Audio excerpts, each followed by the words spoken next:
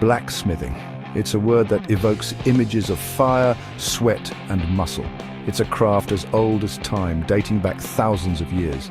Since the Iron Age, blacksmiths have been the backbone of society. They transformed raw metal into tools, weapons, and countless other objects. From the plowshares that tilled the land to the swords that defended kingdoms, blacksmiths shaped history. Today, the clang of the hammer and the roar of the forge still resonate. Blacksmithing is experiencing a revival. People are drawn to the artistry and skill required. It's not just about making things, it's about creating something beautiful and enduring. It's about carrying on a tradition passed down through generations. Stepping into a blacksmith's workshop is like entering another world. Tools of all shapes and sizes line the walls, each with a specific purpose. The heart of the operation is the forge, where the metal is heated to incredible temperatures. Anvils, sturdy and unyielding, provide the surface for hammering and shaping. Hammers come in various weights and designs, each delivering a different kind of blow. Tongs are the blacksmith's extended hands, holding the hot metal firmly and safely. And then there are the specialized tools, chisels, punches and swages, used to refine the shape and add details to the metal. Creating a knife is a journey that begins with a simple piece of steel. This steel is the blank canvas upon which the blacksmith will work their magic. The first step is to heat the steel in the forge. The metal glows red, then orange, and finally a brilliant yellow as it reaches the desired temperature. Once hot, the steel is quickly moved to the anvil. With well-aimed hammer blows, the blacksmith begins to shape the blade, drawing out the metal, shaping the bevels, and defining the profile. These are all part of the forging process. It's a dance between the blacksmith, the hammer, and the steel. Forging is where the true artistry of blacksmithing shines. It's a process that demands both skill and creativity. The blacksmith must have a keen eye for detail and a deep understanding of how metal behaves under heat and pressure. Using a variety of hammer techniques, the blacksmith manipulates the steel. Drawing out the metal lengthens and thins the blade. Upsetting thickens the material, often used to form the bolster or tang. The bevels, which form the cutting edge of the knife, are carefully shaped to ensure strength and sharpness. This stage requires precision and patience, as the blade's performance depends on the accuracy of the bevels. Section 5. The heat treatment, tango, hardening and tempering. With the blade forged into its final shape, it's time for heat treatment. This is where the magic truly happens, transforming a simple piece of metal into a resilient and reliable tool. The heat treatment process is essential for achieving the desired properties in the steel, ensuring that the blade can withstand the rigors of use. This crucial step determines the hardness and flexibility of the steel. Without proper heat treatment, the blade would either be too soft to hold an edge or too brittle to be practical. The balance between hardness and flexibility is what makes a blade both sharp and durable. Hardening involves heating the blade to a specific temperature and then rapidly cooling it in a quenching medium such as oil or water. The choice of quenching medium can affect the final properties of the blade, with oil generally providing a slower, more controlled cooling process compared to water. This process makes the steel extremely hard but also brittle. A hardened blade can easily chip or crack under stress if not properly tempered. The brittleness is a trade-off for the increased hardness, which is why the next step, tempering, is so important. To reduce brittleness and increase toughness, the blade undergoes tempering. This involves reheating the steel to a lower temperature and allowing it to cool slowly. The tempering process helps to relieve internal stresses and improve the overall toughness of the blade. This involves reheating the steel to a lower temperature and allowing it to cool slowly. The exact temperature and duration of tempering can vary depending on the type of steel and the desired properties of the final blade. The heat treatment process is a delicate balance. Too much heat or too rapid cooling can ruin the blade, while too little heat or too slow cooling can leave it too soft. The blacksmith must carefully monitor and adjust the temperature to achieve the perfect balance. It transforms the blade from a malleable piece of metal into a durable and functional tool. The result is a blade that is not only sharp and hard, but also tough and resilient, capable of performing its intended tasks with precision and reliability. Section 6. Grinding and sharpening the cutting edge.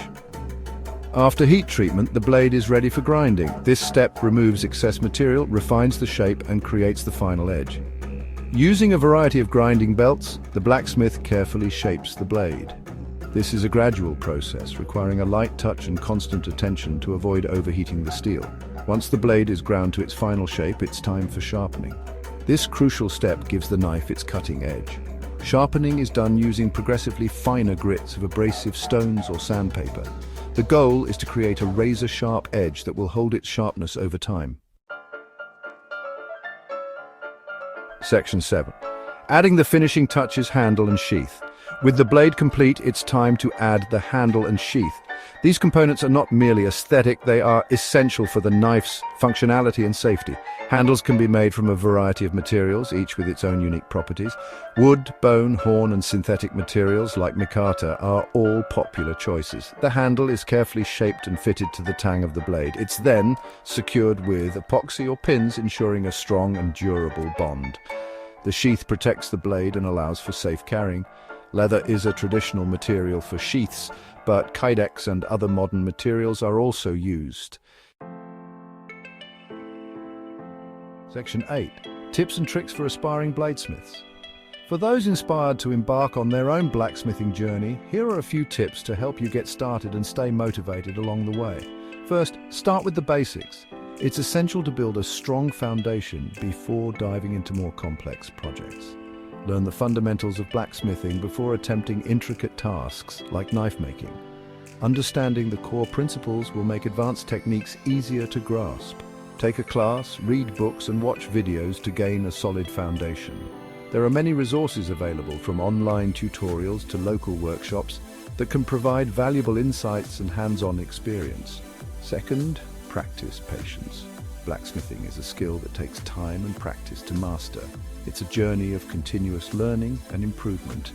Don't get discouraged if your first attempts aren't perfect. Every mistake is an opportunity to learn and grow. Remember, even the most skilled blacksmiths started as beginners. Third, invest in quality tools. While it's possible to start with basic tools, investing in quality equipment will pay off in the long run. Good tools can make a significant difference in your work's precision and ease. Research and choose tools that suit your needs and budget. Over time, you can gradually upgrade your toolkit as you become more experienced and confident in your skills. Fourth, join the community. Connect with other blacksmiths, both online and in person. The blacksmithing community is a valuable resource for support, advice, and inspiration. Share your work, ask for advice, and learn from others' experiences. Engaging with the community can provide new perspectives and techniques that you might not have considered. Finally, never stop learning. Blacksmithing is a lifelong journey of discovery. There's always something new to learn, so embrace the challenge and never stop experimenting. Stay curious and open to new ideas. Whether it's trying different hammering methods or exploring new tools, continuous learning will keep your passion for blacksmithing alive and thriving. Section 9. Masters of Metal. Legendary blacksmiths and their legacies. Throughout history, certain blacksmiths have achieved legendary status. These artisans were not just skilled laborers. They were visionaries who transformed raw metal into objects of immense beauty and utility. Their skill, innovation, and artistry have left an indelible mark on the craft. Each piece they created was a testament to their dedication and mastery, often passed down through generations. Yoshimura Amanosuke Yoshikane, a 14th century Japanese swordsmith, is renowned for his exquisitely crafted katana, considered among the finest ever made. His blades were not only weapons but also works of art, embodying the spirit and culture of their time.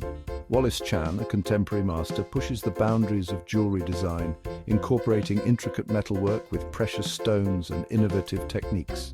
His creations are celebrated for their complexity and beauty, merging traditional craftsmanship with modern artistry. Bob Kramer, a modern-day bladesmith, is known for his exceptional kitchen knives, prized by chefs and collectors alike for their sharpness, balance, and beauty.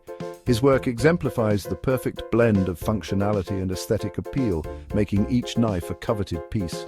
These masters, along with countless others, remind us that blacksmithing is more than just a craft. It's an art form capable of producing objects of both beauty and enduring value.